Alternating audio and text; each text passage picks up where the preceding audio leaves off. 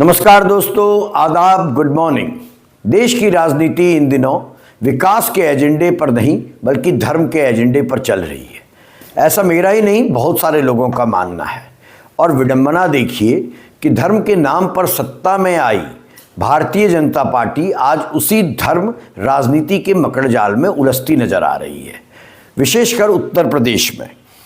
और उत्तर प्रदेश के शहर प्रयागराज में जहां शंकराचार्य स्वामी अविमुक्तेश्वरानंद को शाही स्नान के दौरान रोका गया, पालकी प्रोटोकॉल को लेकर बड़ा हंगामा मचा। आपको पता है, उनको नोटिस भी दे दिया गया है और उनसे कागज मांगे जा रहे हैं कि बताइए आप शंकराचार्य हैं तो कैसे हैं।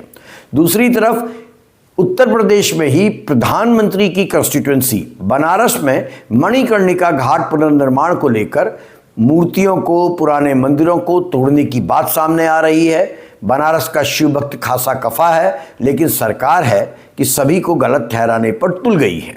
विपक्ष की स्थिति खासी दयनीय है। वह एक ऐसे रास्ते पर धकेल दिया गया है जहां वो खुलकर धर्मनिरपेक्षता की भाषा नहीं बोल पा रहा है, बल्कि सॉफ्ट हिंदुस्तान की भाषा में ही भाजपा को और सरकार को घेरने का प्रयास कर रहा है। पर सवाल बड़ा है, क्या उत्तर प्रदेश में अब राजनीति का इंजन विकास नहीं बल्कि धर्म और प्रोटोकॉल बन चुका है? तो चलिए आज चर्चा करते हैं इसी विषय पर। उत्तर प्रदेश में इन दिनों एक अजीब किस्म की बेचैनी हवा में है। यह बेचैनी ना तो सिर्फ बेरोजगारी की है, ना ही सिर्फ महंगाई की है। यह बेचैनी उस टूटते भरोसे की भी है जो धर्म के सहारे खड़ा किया गया था।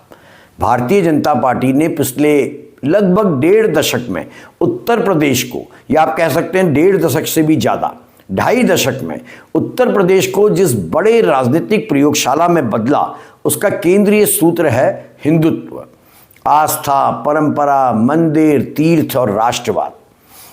सत्ता के मंच से बार बार कहा गया कि अब उत्तर प्रदेश अपनी सांस्कृतिक पहचान की ओर लौट रहा है। जनता ने उनकी बात का भरोसा भी किया है। मंदिर मठों को सम्मान मिल रहा है, तीर्थों का विकास हो रहा है, सनातन की रक्षा हो रही है। लेकिन आज उसी उत्तर प्रदेश में धर्म का प्रश्न इतना तीखा हो गया है कि राजनीति का संतुलन ही डगमगा गया है। धर्म अब सिर्फ वोट की भाषा नहीं रह गया, बल्कि वो प्रशासन, अहंकार, प्रोटोकॉल और टकराव की भाषा में तब्दील हो गया है। आपको पता है, इन दिनों आप भी बहुत रील्स देख रहे होंगे, सोशल मीडिया में देख रहे होंगे, अखबारों में पढ़ रहे होंगे। प्रयागराज में माघ मेले के दौरान ज्योतिर्पीठ के शंकराचार्य स्वामी अविमुक्तेश्वरानंद का शाही स्नान, पालकी प्रोटोकॉल का विवाद एक नया रूप लेकर आया है। हंगामा मचा हुआ है। प्रशासन ने उन्हें पालकी में स्नान के लिए अनुमति लेने को कहा, रोका, और जब वो नहीं माने तो नोटिस तक चिपका दिया कि वो खुद को शंकराचार्य कैसे कहते हैं, किस अधिकार से कहते हैं। यहाँ तक कि सुप्रीम कोर्ट के आदेश का भी हवाला दिया गया है कि इस पद का अभी तक आधिकारिक पट्टाभिषेक नहीं हुआ है, ऑफिशियल पट्टाभिषेक नहीं हुआ है, इसलिए इसका इस्तेमाल ना किया जाए। जवाब में स्वामी की भाषा बड़ी तीखी है। वे धरने पर बैठे हैं, इसे सनातन परंपरा का अपमान बता रहे हैं। उनका कहना है कि शंकराचार्य का निर्णय सरकारें नहीं कर सकती, वह गुरु शिष्य परंपरा और पीठों के आंतरिक नियम तय करते हैं। इस विवाद ने एक नया सवाल पैदा कर दिया है कि क्या आप उत्तर प्रदेश में शंकराचार्य को भी नहीं बख्शा जाएगा? क्या उनसे भी कागज मांगे जाएंगे? और क्या शंकराचार्य वही गीत गाएंगे कि कागज नहीं दिखाएंगे?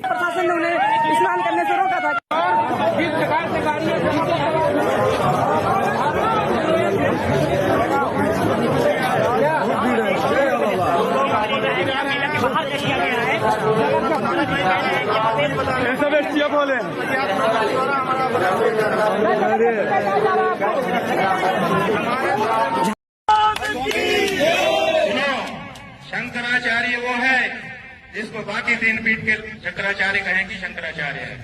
तो बाकी 3 पीठ में से 2 पीठ के शंकराचार्य हमको शंकराचार्य कहते हैं। पिछले माघ मेले में हमको साथ लेकर के स्नान कर चुके हैं। जब स्वयं श्रृंगेरी के शंकराचार्य, द्वारका के शंकराचार्य जी हमको कह रहे हैं कि हम शंकराचार्य हैं, हमको साथ में लेकर स्नान कर रहे हैं, तो आपको इस प्रमाण की आपको जरूरत है। ये प्रशासन तय करेगा कि हम शंकराचार्य हैं कि नहीं है। उत्तर प्रदेश का मुख्यमंत्री तय करेगा कि भारत का राष्ट्रपति तय करेगा। भारत के राष्ट्रपति राष्ट्रपति को भी अधिकार नहीं है कि वो तय करे कि कौन शंकराचार्य है। शंकराचार्य का निर्णय शंकराचार्य करते हैं और हम निर्णित हैं।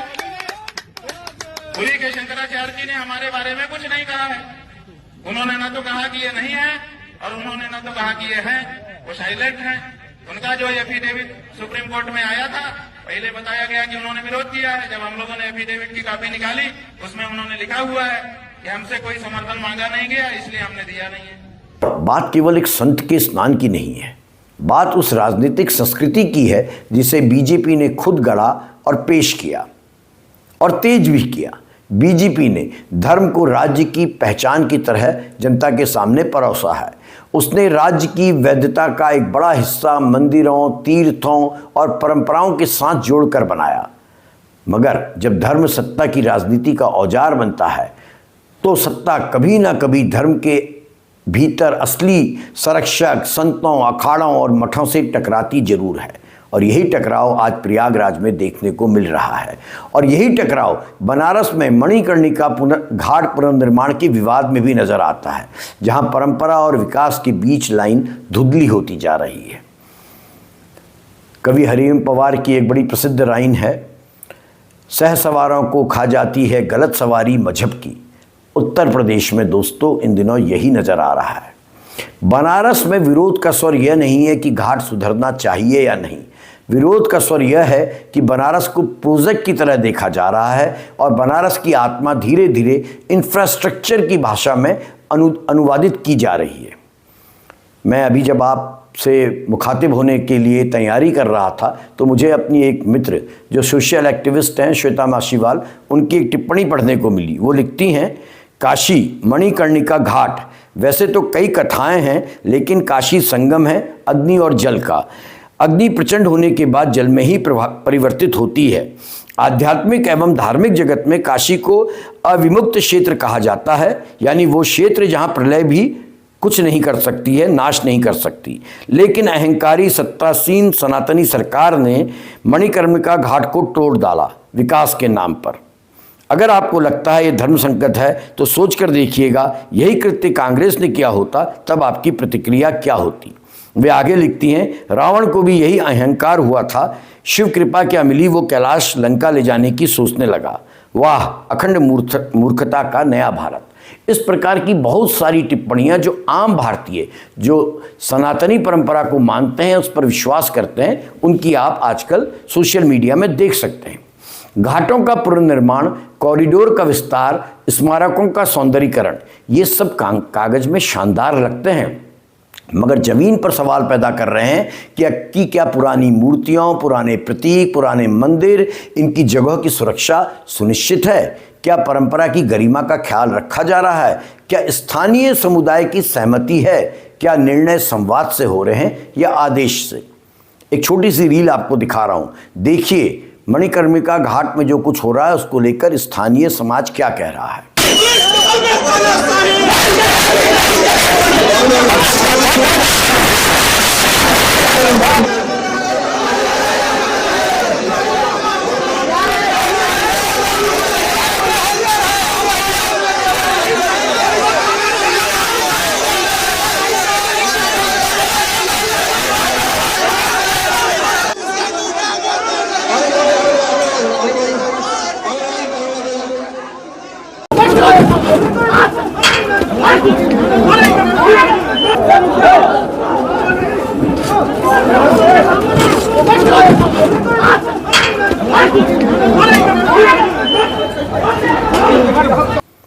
और अगर आप प्रयागराज और बनारस की घटनाओं को जोड़कर देखें तो एक बड़ा सत्य सामने आता है, और वो यह है कि उत्तर प्रदेश में राजनीति ने धर्म को इतना उभार दिया है कि अब धर्म ही राजनीति को निगलने लगा है। खा जाती है सहसवार को, जो हरिओम पवार ने कहा, गलत सवारी मजहब की। बीजेपी ने धर्म को सत्ता का रास्ता बनाया, अब वही धर्म सत्ता का संकट बन के सामने आ खड़ा हो गया है। यह संकट इसलिए भी बड़ा है क्योंकि यहाँ बीजेपी के सामने विपक्ष नहीं, संत समाज और शिव भक्त हैं, और इनसे लड़ना राजनीतिक रूप से सबसे कठिन है। सरकार मंदिर बना सकती है मगर धर्माचार्यों को नियंत्रित नहीं कर सकती। धर्म सत्ता का विषय नहीं, वह परंपरा और मान्यता का विषय है। और एक सवाल ये भी है, इस पूरे विवाद में प्रोटोकॉल का ये आग्रह क्यों? जो लोग शंकराचार्य के पक्ष में हैं वो इस तथ्य को इग्नोर कर रहे हैं। उनका काम केवल योगी आदित्यनाथ की या बीजेपी का विरोध करना भर है। लेकिन ये बड़ा महत्वपूर्ण प्रश्न है कि क्या संतों को इतना अहंकार शोभा देता है? क्या धर्माचार्यों को प्रशासनिक विशेषाधिकार दिए जाने चाहिए या उनको धार्मिक सम्मान मिलना चाहिए? क्या आस्था की परंपरा को पालकी से जोड़ देना जरूरी है?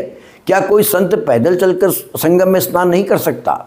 ये सवाल इसलिए जरूरी है क्योंकि सनातन परंपरा का सौंदर्य विनम्रता में है, तपस्या में है, त्याग में है, ना कि पालकी और प्रोटोकॉल में।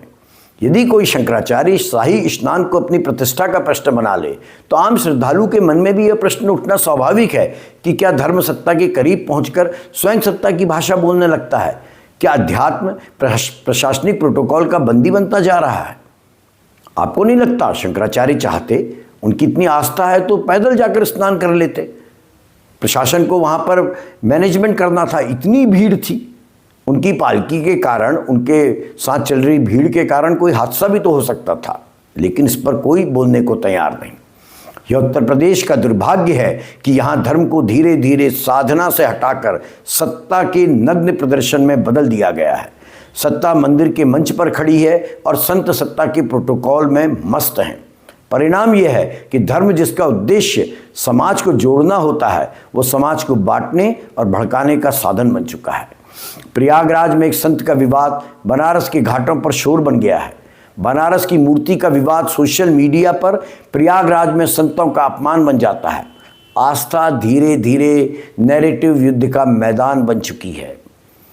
और सबसे ज़्यादा चिंताजनक, हास्यास्पद और दयनीय स्थिति विपक्ष की है। विपक्ष इस विवाद में सरकार को घेर रहा है, प्रयास कर रहा है, कम से कम यह उसका अधिकार भी है और डेफिनेटली इसकी राजनीति भी। पर विपक्ष की भाषा पर ध्यान दीजिए। विपक्ष धर्मनिरपेक्ष संविधान और राज्य धर्म अलग की भाषा बहुत कम बोलता नजर आ रहा है। मैं कल सुन रहा था कांग्रेस प्रवक्ता पवन खेड़ा को, वो क्या बोल रहे हैं? वो कह रहे हैं संत शिरोमणि, सनातन, गंगा स्नान और शंकराचार्य का अपमान, ऐसे शब्दों का प्रयोग कर रहे हैं। ये वीडियो आपको मैं दूंगा, इसको बार बार देखिएगा, अपने मालिकों को जरूर दिखाइएगा जो इनके हाथों से उंगलियों में नाचते हैं। दिखाइएगा अपने मालिकों, कहीं तो रुकिए, कुछ तो सोचिए, इन्हें कहीं तो रोकिए। आप लोग रोक सकते हैं, हम लोग रोक सकते हैं, मिलकर रोक सकते हैं। पूरी ट्रोल आर्मी एक तैयार कर दी। पिछले कई सालों से हम देख रहे हैं स्वामी अभिमुक्तेश्वरानंद जी के खिलाफ एक पूरी ट्रोल आर्मी लगा दी। धार्मिक व्यक्ति है, हमारे धर्म के, हिंदू धर्म के बहुत सर्वोच्च व्यक्ति, उनको भी आप ट्रोल कर देते हैं इसलिए क्योंकि वो आपसे सवाल पूछते हैं, इसलिए कि वो आपके सामने नतमस्तक नहीं होते। राजा के सामने संत कभी नतमस्तक नहीं होता, संत के सामने राजा नतमस्तक होता है। किसी भी धर्म में चले जाइए, कभी देखा आपने कि संत राजा के सामने नतमस्तक हो? यानी कांग्रेस, या मैंने ट्वीट देखा अखिलेश यादव जी का जो समाजवादी कहलाए जाते हैं, ये सब भी उसी मैदान में उतर रहे हैं जिसे बीजेपी ने तैयार किया और इन लोगों को मजबूर कर दिया कि इसी मैदान में आकर हमसे लड़ो। और निश्चित तौर पर मैदान बीजेपी ने तैयार किया है तो वही भारी पड़ रही है। ये सॉफ्ट हिंदुत्व का वही दबाव है जिसमें विपक्ष को बीजेपी ने ही धकेला है। बीजेपी ने वर्षों तक विपक्ष को हिंदू विरोधी साबित करने की रणनीति चलाई। उसने यह नैरेटिव गढ़ा कि जो उसके साथ नहीं वो राम विरोधी है, जो सवाल पूछे वो सनातन विरोधी है, जो मंदिर पर बहस करे वो हिंदू विरोधी है। इस नैरेटिव ने विपक्ष को मजबूर कर दिया है कि वो अब धर्मनिरपेक्षता की शुद्ध भाषा बोलकर जनता से कट ना जाए। इसलिए विपक्ष अब सरकार को घेरने के लिए धर्म की लाठी उठा रहा है। इससे बड़ी विडंबना और क्या हो सकती है? धर्म के नाम पर सत्ता में आई पार्टी ने विपक्ष को भी धर्म की भाषा बोलने पर मजबूर कर दिया है। और सोचिए, जब दोनों तरफ धर्म की भाषा होगी तो विकास की भाषा बोलने वाला कौन बचेगा? आज उत्तर प्रदेश में, या सच कहूँ तो देश में, देश की राजनीति में विकास कहीं पीछे छूट गया है। बेरोजगार युवा की पीड़ा, परीक्षा व्यवस्था की अव्यवस्था, महंगाई का दबाव, कृषि संकट, स्वास्थ्य और शिक्षा की बदहाली, तमाम मुद्दे हैं। लेकिन इन सब की जगह राजनीति के मैदान में धर्म के विवाद ज़्यादा प्रमुख हो गए हैं। ये बीजेपी की रणनीति थी जिसमें वो बहुत सफल हुई है और ये सामाजिक मनोविज्ञान था जिस पर बीजेपी ने कब्जा कर लिया है। धर्म इमोशनल मुद्दा है, भावनात्मक मुद्दा है, वो तुरंत आपको अपनी तरफ जकड़ता है। रोजगार का मुद्दा मेहनत मांगता है, आंकड़े मांगता है, जवाबदेही मांगता है। और जब सत्ता को जवाबदेही से बचना हो तो वो भावनात्मक मुद्दे हमेशा उभारती है, असली मुद्दों को इग्नोर कर देती है। स्मरण रहे, एक सदीवी राजनीति में धर्म का सम्मान होता है, लेकिन धर्म का बाजारीकरण नहीं होता। दुर्भाग्य से पूरे देश में और विशेषकर उत्तर प्रदेश में धर्म धीरे धीरे राजनीतिक पूंजी, पॉलिटिकल कैपिटल बन गया है। मंदिर निर्माण, कॉरिडोर, तीर्थ विकास, ये सब धार्मिक समाज की खुशी का कारण बने जरूर, लेकिन जब धार्मिक प्रोजेक्ट के आसपास जमीन, ठेका, कमीशनखोरी और भ्रष्टाचार क्या आरोप उठे, जैसे अयोध्या में राम मंदिर ट्रस्ट के द्वारा जमीन खरीदने में भारी घोटाले की बातें सामने आई, तो ये सारी खुशी संदेह में बदल गई। आस्था का विश्वास दोस्तों सबसे नाजुक होता है, वह एक बार टूटे तो फिर वह पोस्टर और भाषण से नहीं जुड़ता। यहाँ बीजेपी को यही बात समझनी होगी कि धर्म को जितना ज़्यादा सत्ता का हथियार बनाया जाएगा, उतना ही धर्म सत्ता से सवाल भी पूछेगा। आज संत समाज सवाल पूछने लगा है, कल ऑर्डिनरी सिटीजन पूछेगा, आम श्रद्धालु पूछेगा, परसों वही सवाल विपक्ष का हथियार बन जाएगा और धीरे धीरे सत्ता धर्म के रक्षा करने वालों की नहीं, धर्म से घिरी हुई सत्ता बन जाएगी। प्रयागराज में देखिए, शंकराचार्य की विवाद ने दिखा दिया कि राज्य प्रशासन धार्मिक संस्थाओं की स्वायत्तता में हस्तक्षेप करने लगा है। बनारस में मणिकर्णिका घाट के पुनर्निर्माण ने यह दिखा दिया कि विकास के नाम पर परंपरा की सीमा लागने के आरोप लग रहे हैं और सोशल मीडिया में के इस दौर में हर आरोप आग की तरह फैल रहा है। सच है या झूठ कोई नहीं समझना चाहता, पहले वो भीड़ में जाता है और फिर तथ्य उसके पीछे भागने लगते हैं। और इस पूरे विवाद का सबसे कठिन प्रश्न यही है, क्या धर्म अब पावर गेम बन गया है? और क्या संत जो समाज को संयम सिखाते हैं, वे खुद सत्ता की भाषा में प्रोटोकॉल मांगकर अपने नैतिक कद को छोटा नहीं कर रहे हैं? ये प्रश्न संवेदनशील है लेकिन जरूरी है, क्योंकि संतों की ताकत सत्ता के करीब होने में कतई नहीं है। संतों की ताकत सत्ता से ऊपर होने में है। वे सत्ता को दिशा दिखा सकते हैं, सत्ता से सुविधा नहीं मांगते। लेकिन आज के दौर में अलग वे भी प्रोटोकॉल के लिए संघर्ष करने लगेंगे, तो फिर उनकी साधना का क्या होगा और वो संत क्यों कहलाए जाएं? यदि प्रशासन ने गलत व्यवहार किया, पुलिस ने गलत व्यवहार किया, संत का अपमान हुआ, उनकी परंपरा को जानबूझकर चोट पहुंचाई गई, तो निश्चित तौर पर यह निंदनीय है। परंतु यह भी तो एक सच है कि संगम का जल किसी पालकी का मोहताज नहीं है। गंगा स्नान पैरों से भी होता है, श्रद्धा से भी होता है। यदि कोई संत अपनी परंपरा के नाम पर स्पेशल इंसेंटिव, स्पेशल प्रोटोकॉल, विशेष दर्जा मांगता है, तो वह भी परंपरा के भीतर ही एक बहस को जन्म दे रहा है, क्योंकि सनातन में सबसे बड़ा प्रोटोकॉल साधना है और साधना के सामने ये कुर्सी, पालकी, लाठी, नोटिस, ये सब इमैटीरियल है, तुच्छ है। प्रशासन को निश्चित तौर पर यह समझना चाहिए था कि उनके साथ, शंकराचार्य के साथ बात करने की भाषा आदेश की नहीं होती। और जितनी रील्स मैंने देखी उनमें तो मैंने यही पाया कि पुलिस ऑफिसर्स उनसे बड़े तहजीब से बात कर रहे थे, समझाने का प्रयास कर रहे थे, लेकिन शंकराचार्य मुझे अहंकार में डूबे नजर आए। बहरहाल विपक्ष पर आता हूँ। विपक्ष का संकट तो इतना विकट हो चला है कि वो सच्ची धर्मनिरपेक्षता की बात ही करने से डरने लगा है, क्योंकि उसे पता है यदि वो सच्ची धर्मनिरपेक्षता की बात करेगा तो बीजेपी उसे फिर से हिंदू विरोधी बना देगी। बड़े विपक्ष अब नई चाल खेल रहा है सॉफ्ट हिंदुत्व के नाम पर। अच्छी लगती है लाइन सुनने में, बीजेपी ना काम की ना भगवान राम की, लेकिन ये पॉलिटिक्स की ट्रेजेडी है। इसका मतलब यह है कि विकास के मुद्दे पर सरकार को घेरने के बजाय विपक्ष भी धर्म के मुद्दे पर सरकार को घेरने पर आतुर हो रहा है। यानी जनता के पास फिर वही बहस, कौन बड़ा हिंदू है, कौन बड़ा राम भक्त है, कौन बड़ा सनातनी है, और जो ओरिजिनल असली मुद्दे हैं वे गायब हैं।